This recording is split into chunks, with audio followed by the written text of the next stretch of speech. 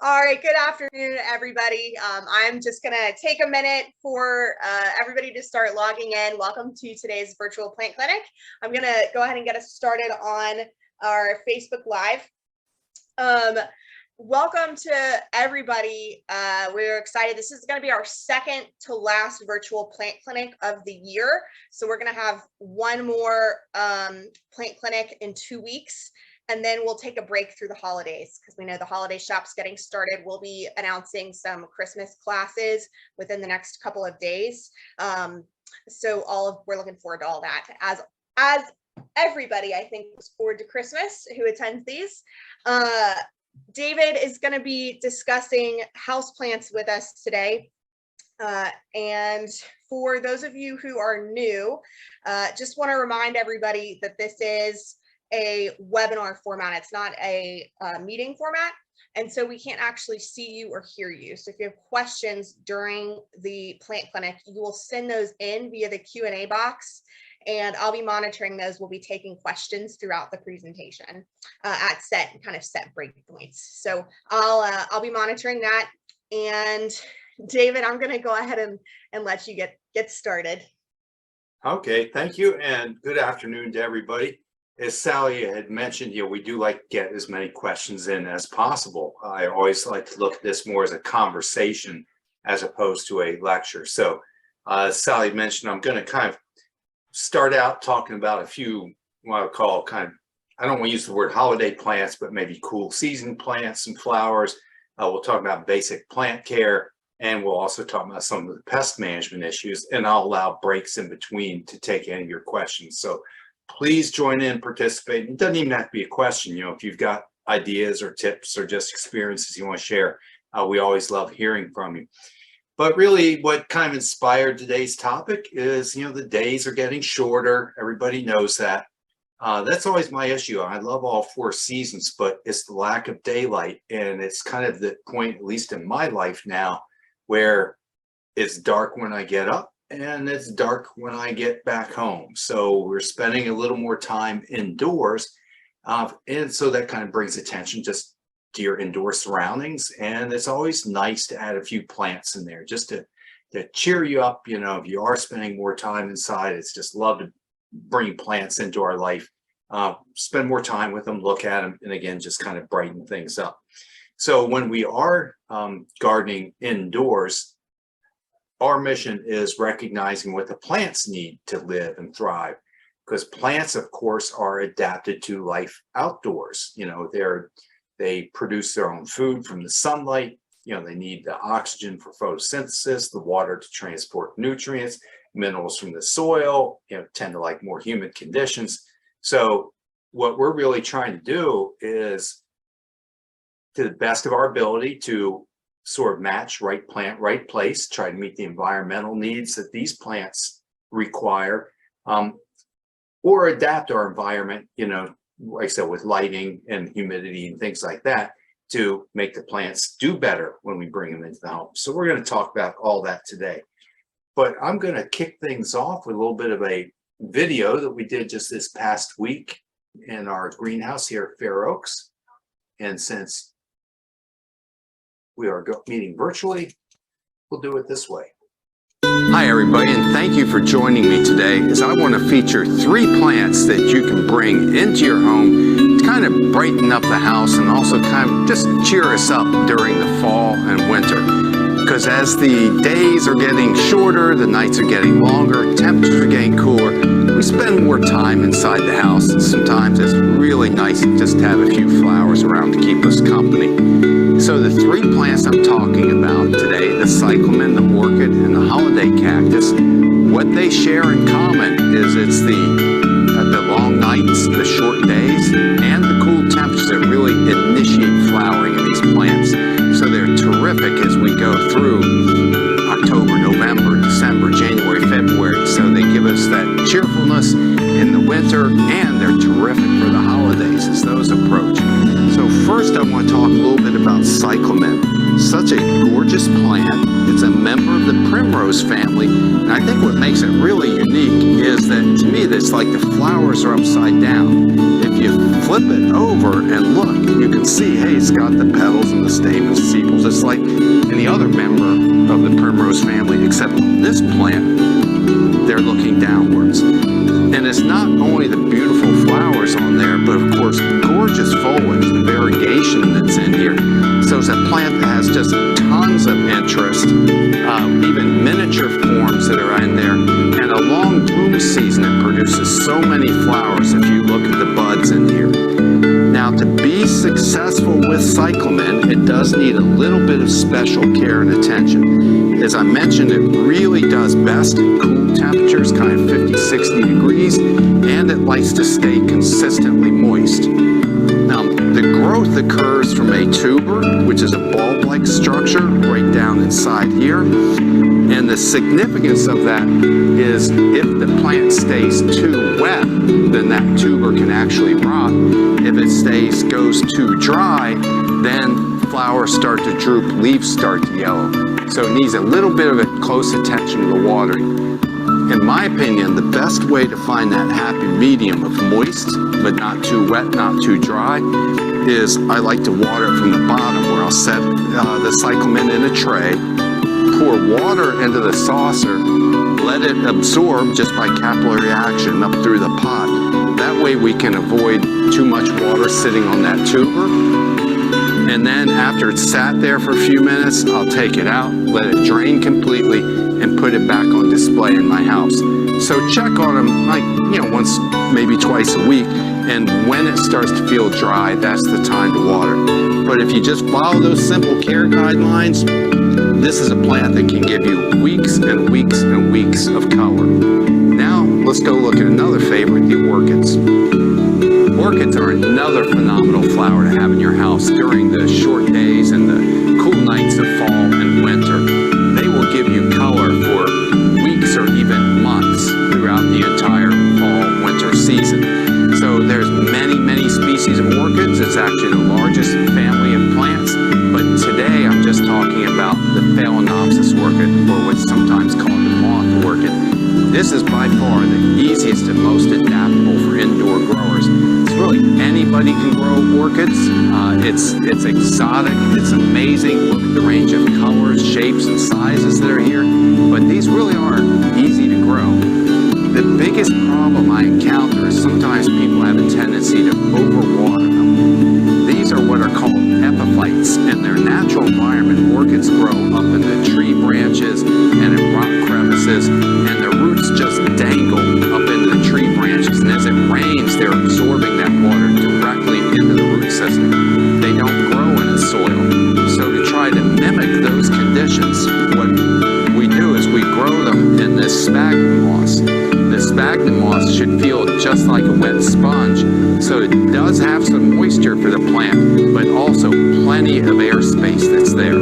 So the way to keep them looking really their best is go over the kitchen sink, water this thoroughly, allow all that water to drain through so that it's thoroughly and completely saturated, then put it back on display in your dining room or kitchen, wherever you have it, and wait until that moss starts to feel almost completely dry. And then at that point, we'll repeat the process.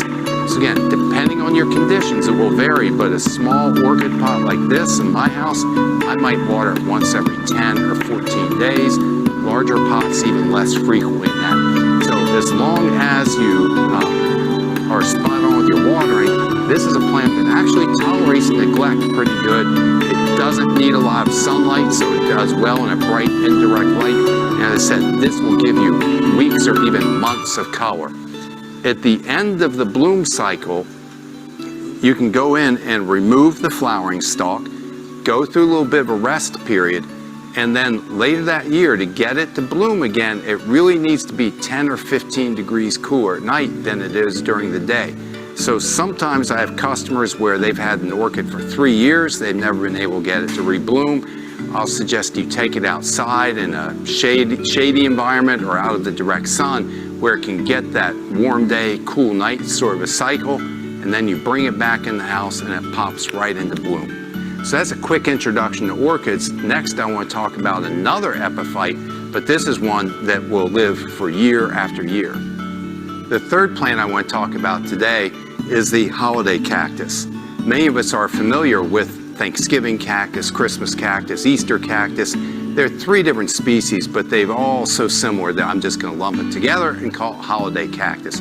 First of all, it is truly a cactus, but this is a tropical cactus. It grows in South America as its native territory, and it's an epiphyte, as we had mentioned. So like the orchids, it would be growing in tree branches and rock crevices, and it actually is growing in a tropical environment. So it gets treated a little bit differently than a desert cactus, for example. We can't allow this to go completely dry. We do want to water it thoroughly and then allow it to become slightly dry between our watering periods. Like the other 2 we spoke about, it's also the long nights, short days, and the cooler temperatures that initiate the flowering on this. So you can see it's just beginning to form the buds, and it will continue to flower for us for about a month during the winter season that's there. This is a plant that I think is particularly interesting because it will grow for years and years. It's very easy and long-lived. I actually had one that was given to me for repotting.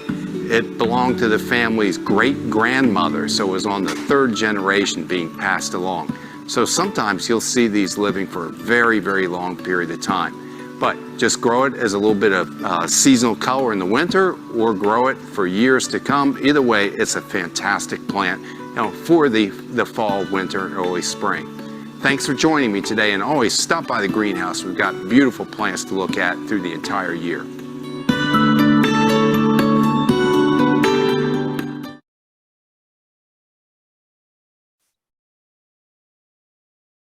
Okay, everybody, so that was a good way to kick things off. Do we have any questions at all coming in, Sally? David, we do, and this is a question that I know we get every year at the holiday season, so I'm going to go ahead and ask this. A lot of winter plants grown from bulbs and tubers are poisonous to pets. What plants would David recommend for homes with cats and dogs? Yeah. So it's a totally legit, valid question. I'm just the wrong person to answer that.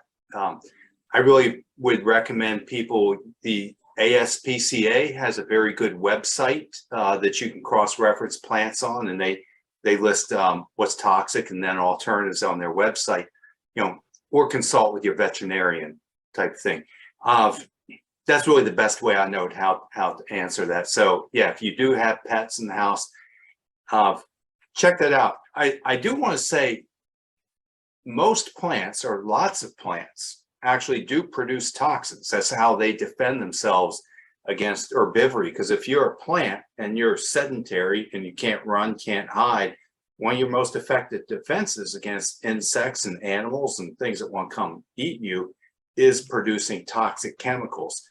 So most of the time, it really is the dose. It depends a lot more on how much you eat is also a big factor in there. So you should absolutely do your homework before you bring any plants in the house if you've got pets and small children. But just kind of keep in mind, a lot of it is depend on actually how much of it you ingest. Thanks, David. Yeah, and I'm going to send that out. I'm going to write it out. It's called the ASPCA Dog Safe Plant List, or the ASPCA Cat Safe List. You can just Google that. All right, David, the next question. What type of planting soil is good for the holiday cactus? Perfect question. Let's prepare for that. So that I like to use a cactus and succulent mix for it. And maybe I'll even talk a little bit more about this later. So there are general all-purpose potting mixes, but then there's also specialty ones. So like this cactus and succulent mix I'm showing here, it's going to have better drainage than a standard soil does. It's got sand mixed in there. Sometimes I'll add a little bit of grit in there. There's several good brands. So like I'm showing Hoffman, that's a brand that I've used and I like it, but there are others that are out there. But for plants, definitely, cactus and succulents in there. There's also plants like, believe it or not, citrus plants we tend to go this direction, palms. So it goes a little bit beyond there. If you want something that's got really coarse, sharp drainage, get one of the specialty mixes. All right. Next question. Can you please repeat how you get the orchids to rebloom? Yeah, so orchids, the nighttime temperature really needs to be about 10 to 15 degrees colder than the daytime temperatures.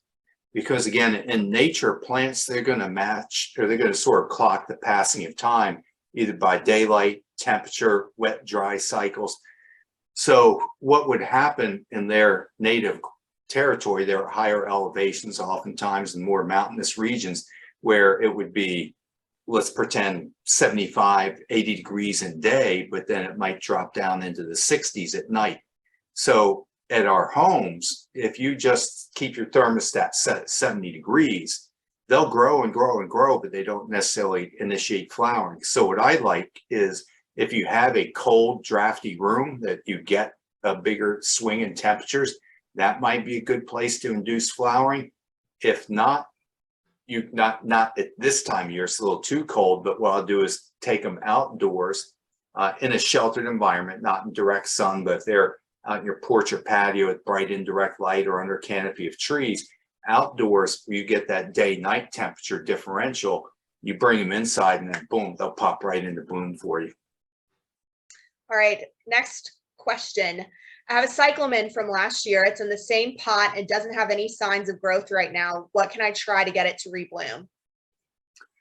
So much like the orchids, the cyclamen, again, it really needs cool temperatures, 50, 60, maybe even the 70s kind of temperature range. So if I understand the questions, it sounds like they just have the tuber, or a plant that's not flowering. They just said there weren't any signs of regrowth. So it sounds like the tuber, but definitely let me know. Tina, let me know if it's the tuber, or if you have foliage, or what the plant looks like. So I think what you probably, my guess is what you really need to do, again, is much like the orchid, is find a cool location. You know, again, it's kind of this 50 to 70 degree kind of temperature range.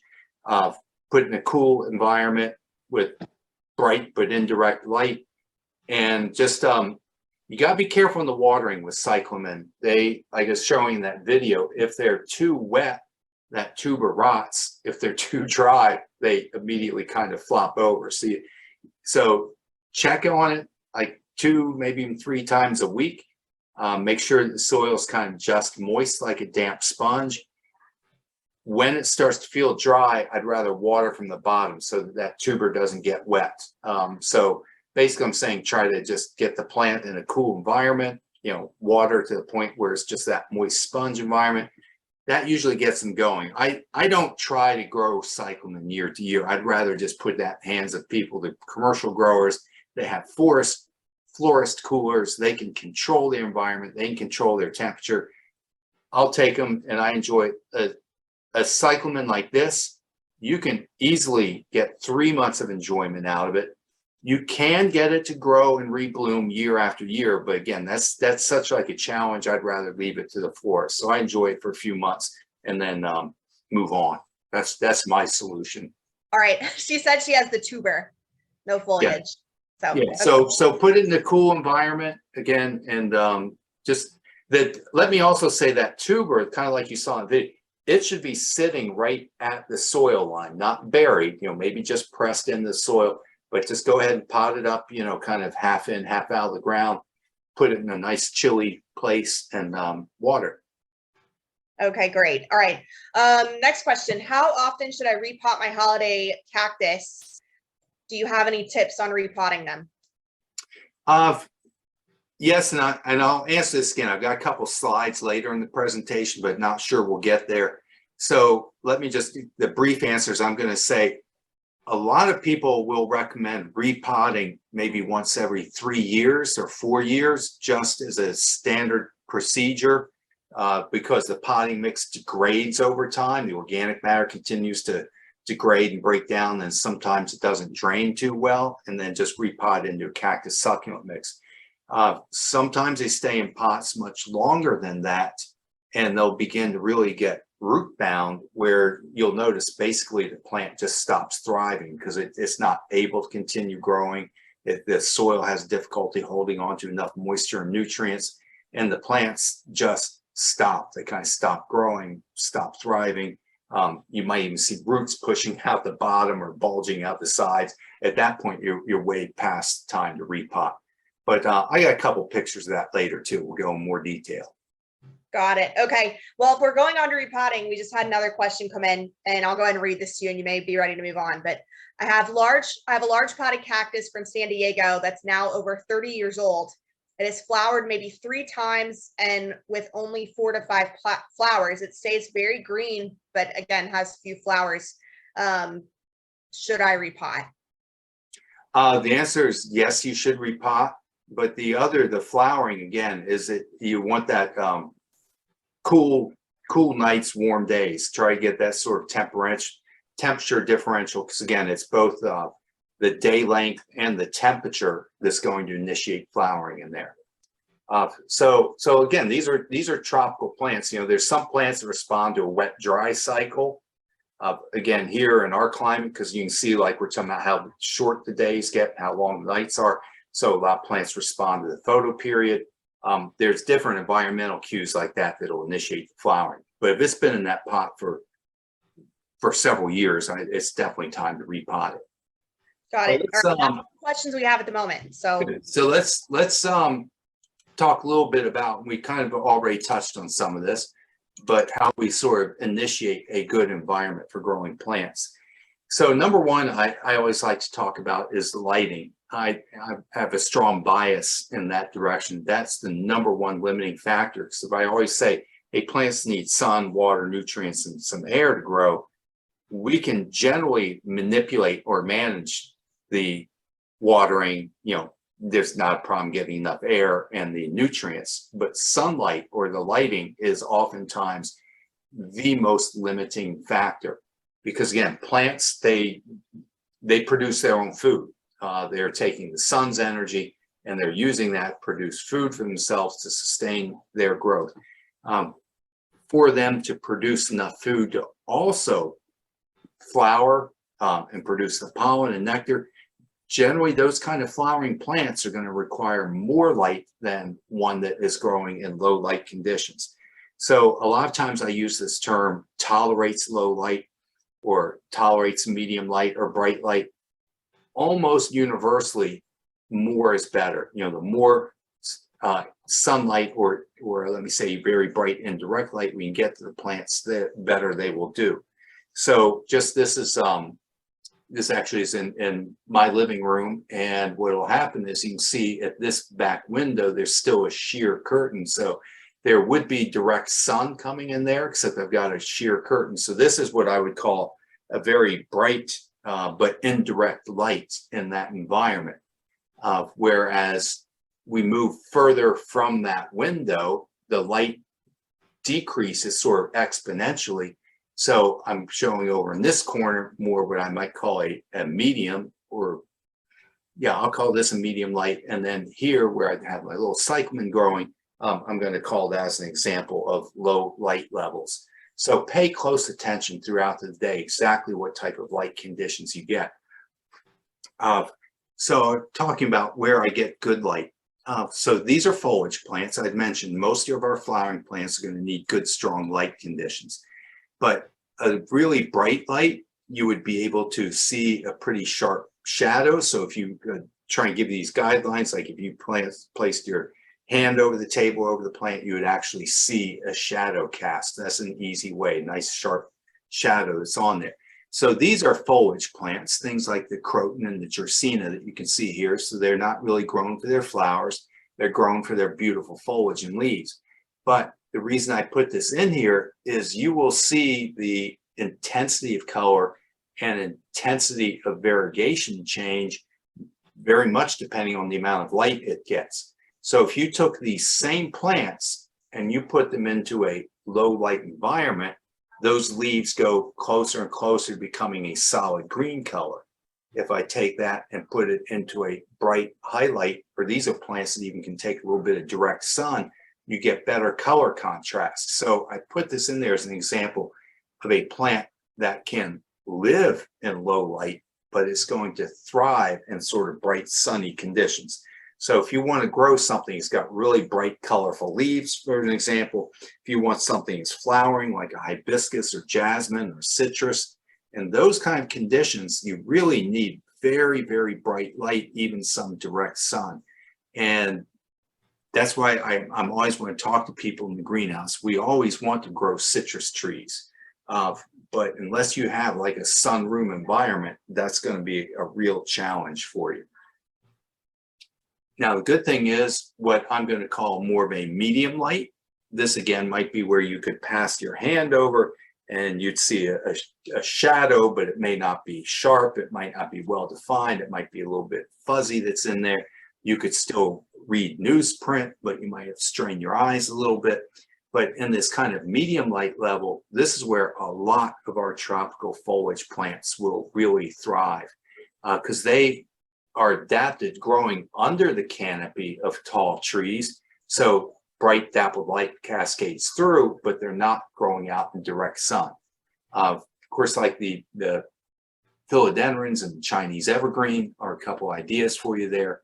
And then there's what I'm going to call a low light environment. Here, we're not getting certainly no direct sunlight, really not even getting, you know, we're getting mostly just indirect light. This might be light that's reflected off of a wall, for example, not coming directly through a window. So pothos is one of the classic ones. You'll see these growing in office buildings where people just have it sitting on the conference table. And again, where it's just under fluorescent indoor lighting, no natural sunlight. In those environments, the plants living, they tend to get very thin, very straggly. They're not going to have the density. They're not going to have the color intensity as we can get brighter light to them. And then I put in there also the cast iron plant, because here we're going for just a solid green leaf to look at. So those are kind of characteristics that you can look at to find out what the situation is. But the less light you have, the more limited you are in your selections. Another couple just cultural things I want to touch on real quickly, and then we'll go back to our questions, is watering, which is, again, our responsibility. This was a spathiphyllum, the peace lily. It's known to a lot of people because it will flower even under medium light conditions. So a lot of people like it because it's one of the few flowering plants that we can have inside our home. This one, I'm probably going to mess up the story, but I think this one had belonged to a customer's father who had passed away. So this one definitely had sentimental value to it. The son, who really had no interest in plants, but took this one on just in memory of his father, was doing the best he could with it and brought it in to find out what's going wrong with the plant. I could tell immediately just from the weight of it. I wanted to take it outside and examine the roots. So I took it outside, laid it on a cart to pull it out of here. All this that you see, suddenly this water just came flooding out of the pot and spilled all over the ground. This is all coming out one plant. And what had basically happened in here was, you know, the gentleman knew the plants needed to be watered, so he kept it watered, but plants also need air to breathe. And so if the soil just remains saturated and there's not sufficient oxygen available to it, then those roots start to just literally drown and die. That's what's going on here.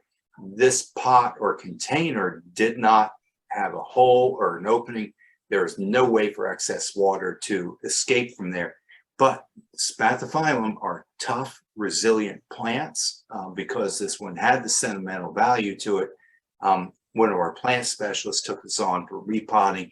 That was the before image. This was the after image. This vase or pot that it's in was also a part of their family's heritage. It's in there. So this is really great. And I'm sure that plant made a strong recovery from there. So when we're watering, what I really like to do is water thoroughly. Here, I'm going to do this. Water thoroughly and completely till water can drain out the bottom of the plant. So for example, like this little sansevieria, if I'm going to repot that, this you can see in here, try to look through there, has the drainage hole in the bottom. So this is definitely like a suitable pot for growing in. And then what we do is we pot it up. I like to go over the kitchen sink, or I've got a little Tupperware basin that I use. Water completely and thoroughly so that water is draining out the bottom. And then I will set it back in its saucer, basically protect the tables or chairs, something like that. If we look at this, which is a beautiful little planter, but you have to notice no drainage holes in here. So we can't allow this just to fill up like a sink or a basin. So this would be an example again of where I'm going to do sort of a pot in a pot. This is a cash pot. So I might have this in a pot, water it against the sink, let it water thoroughly, let it drain, and then put it back in here just for display. Now, this stuff might seem really elementary to you, and many of you it is, but these are where I see most of our problems come in, really are more cultural. It's rarely a pest issue or anything like that. It has much more to do with insufficient light, too much or too little water are primary things. Super quick, I'm just going to, because I've talked about a couple times, I'm going to show you this Christmas cactus that we repotted. So I'd mentioned we really, generally the potting mix will begin to degrade after a few years. So if you're really taking the best care of your plants, maybe you're going to repot them, once every 3, 4, 5 years, something like that. Some people like orchids even want to repot them annually every year that's out there. But the reality is, just like we had somebody call in, they have a 30-year-old ponytail palm, asking if it's time to repot it. If somebody's had a Christmas cactus for 30 years, is it time to repot it? The answer is pretty much yes. So this was, again, one that belonged to a customer.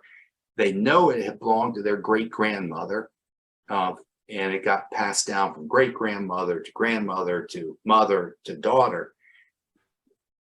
Believe it or not, they think this thing is over 100 years old.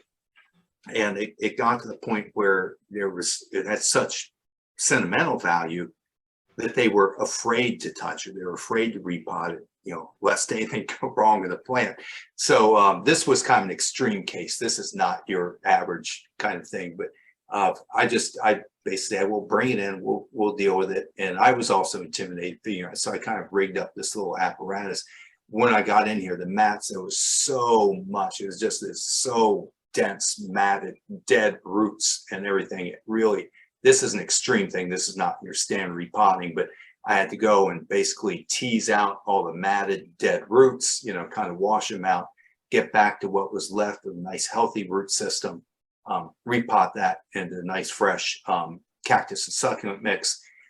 This again is how it sort of turned out. Not the best pictures. It came out a lot better than it looks.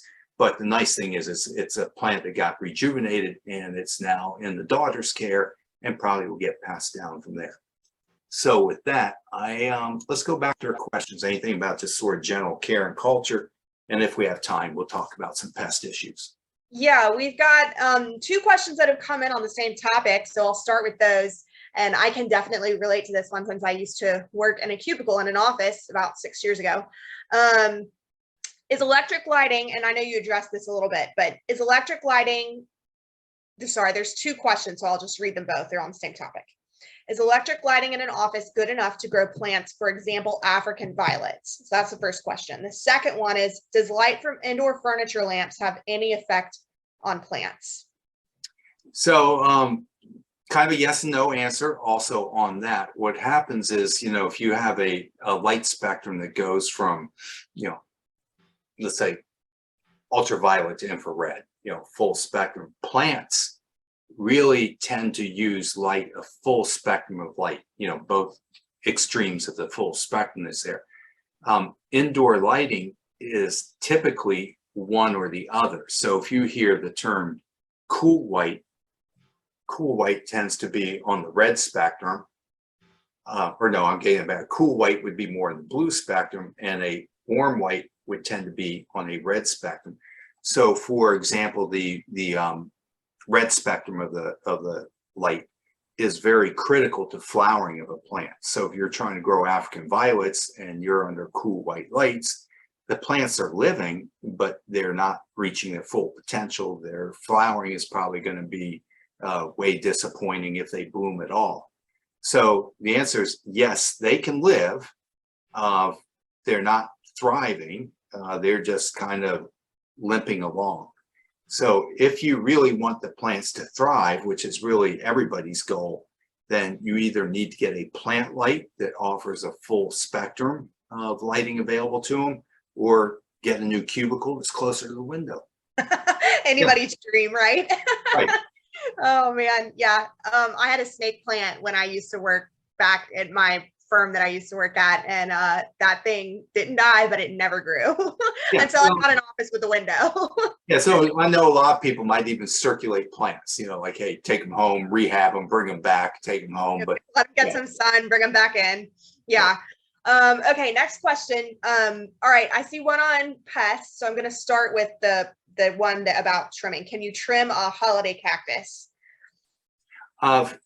Yes. Now, theoretically, if they're getting that kind of warm, cool temperature, we're going into their bloom season. So if you were to trim them now, you may delay the flowering. So the ideal time, and I'm assuming that it's going to flower, that's the part of being vague about, you would prune it after flowering. The others, they're real easy to start from cuttings, just like that old one is there. I trimmed and pruned that one, but these little branchlets, I'll call it, probably modified stem, they're very easy to root. If you look at this plant, you may not be able to see, but this is just where 1, 2, 3 cuttings were basically stuck in a pot. Those cuttings have rooted, and now they're reaching their bloom state. So this is one of the easiest ways to propagate the plants also, and that's why I'm mentioning these Christmas cactus are very easy to do that way. So you could trim it, literally take these cuttings, stick that in a cactus succulent mix. You might want to add a rooting hormone to it to improve your results. And then you can start a new plant that way. But yes, they respond very well to trimming and shaping. Great. Okay. Next question is about pest prevention for cyclamen. This person had a healthy cyclamen for over a year, and then it started getting sticky stuff on its leaves. Okay. Is there any steps that can be taken to prevent that, or would you know what that is, or do you need to see a photo or the plant? No, I've got a pretty good guess, but I have it in my upcoming slides. So I'm just trying to think, is this a good time to go to those slides, or do we have other? I've got one more question, so we can go Okay. to that one and then go to the slides. Sounds like a good plan. All right, so the question is, can wax begonias be brought indoors for winter, then put back out in spring? Wax begonias, they're a little more challenging. I mean, the answer is yes, but because they've got that fleshy stem, they're a little more prone to rotting. Also, they do better with brighter, higher light conditions. So it's possible, but it's probably more trouble than it's worth unless it's a really special plant or you have a real calling to do it. I'd say just buy some new plants in spring. Sounds good. All right. A lot of times, like the what I call Rex begonias, and some of those are a little easier, do better under lower light conditions. Got it. Okay. Yeah, I know we sell begonias in the greenhouse and outside, and there's a ton of them and all different kinds. So yeah, that's good information. All right, that's our last question that's come in, so we can move on to pests. Okay. And like I said, I kind of de-emphasize pests, but hey, this is the virtual plant clinic. So I'm going to do this kind of out of order. So the person is asking about the sticky stuff on the leaves of their cyclamen. There's two closely related pests that I call Mealybug and Scale. Now these are piercing, sucking insects. Their mouth is, they insert their mouthpiece like a little needle into the leaf or stem of the plant, and they begin sucking juice out of the plant. As they're sucking the sap out of the plant, they excrete this sticky residue. And oftentimes, like we're showing, I think this is an olive tree, where that sticky residue begins to collect, sometimes you'll also get this black mold. So one of the easiest ways, or one of the ways I determine if we have scale, is normally I see this, what they call that sticky honeydew. And then where I see the honeydew, I look, because the scale are often on the underside of the leaf, like on this bay laurel. This is on the underside of the leaf. And these little scale, these little immature ones can be difficult to see, but inspect closely. And the insect, basically after it hunkers down, all the legs and stuff atrophy, it forms this waxy shell over itself. So it doesn't look like an insect, but in fact is an insect sitting there under a protective shell. Mealybug does the same thing, which is like this, but it tends to have a waxy, more filamentous cover over top. But other than that, very similar in their life cycles. So there are a couple of different ways to go about treating this. One of them is, I'm a big fan on just using horticultural oil. I'm doing this, hopefully you can see these things. So the horticultural oil, this is just a highly refined petroleum oil. So it's not anything that's really toxic, but you take the plants, you do this outdoors or utility room or something because you don't want the oil to stain, but you spray the top of the plant, the bottom of the plants, the leaves, the stems, and essentially you coat it in this oil, and that oil will coat, cover, and suffocate these scale insects. Now, this does depend on you getting good coverage and being able to easily spray the plant. Another option that can also help is these are systemic granules. And again, there's different companies, shapes, sizes, but this is a systemic insecticide that you put the granules on the soil, watered in, it's absorbed up through the root system and gets into all the nooks and crannies of the plant. So this one also gives us pretty good results, but it's going to be slower and you have to be a little more, you just have to allow time to go to do that. Another thing I just want to add to that, and then I'm going to hit a couple other things real quick, is particularly mealybug. Mealybug, it's also important that you wash the plant and the surroundings because they can live for several weeks outside of the plant. You know, you could be treating the plant, but it continues to get reinfected from, let's say, windowsills or, you know, surrounding areas. So as you're doing this, also wipe down the pot, you know, clean the area, just household cleaner, you know, not the oil or anything like that, to make sure we get any little stragglers that might be there. Another little pest that I'm going to talk about real briefly here is fungus gnats. Fungus gnats are a very common pest at this time of year as they're bringing the plants inside.